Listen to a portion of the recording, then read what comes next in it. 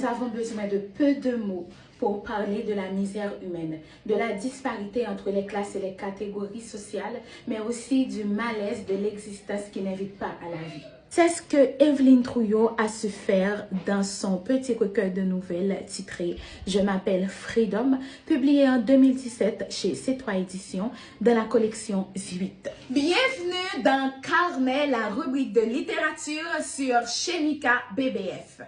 La première nouvelle, le titre éponyme du recueil, raconte l'indignation et la tristesse de Freedom, un septuagénaire né juste après la première occupation états-unienne qui assiste au retour des marines. Sa seule consolation est Isabelle, sa petite fille, qui lui voue un profond amour. Éléonore, le personnage principal de la deuxième nouvelle titrée Le Détour, se sent prise au piège et menacée juste par un regard insistant de Jonas qui tient un bric-à-brac dans un marché au bas de la ville.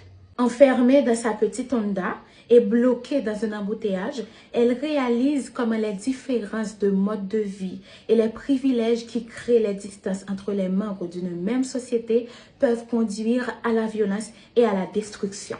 Et enfin, Les Funérailles, la troisième et dernière nouvelle qui met en scène des funérailles auxquelles assiste l'assassin de deux personnages très respectés. Habitué à déranger l'ordre public et à commettre des infractions et des crimes pour de l'argent, par exemple, infiltrer une manifestation d'étudiants et d'étudiantes pour ensuite attaquer les forces de l'ordre, il avait commis son acte dans un coup de tête. Ce n'est qu'au moment où l'on sortait les cercueils, secoués par les cris des deux enfants des décédés, qu'il se demanda est-ce qu'il n'aurait pas pu seulement prendre l'argent et laisser la vie sauve au couple.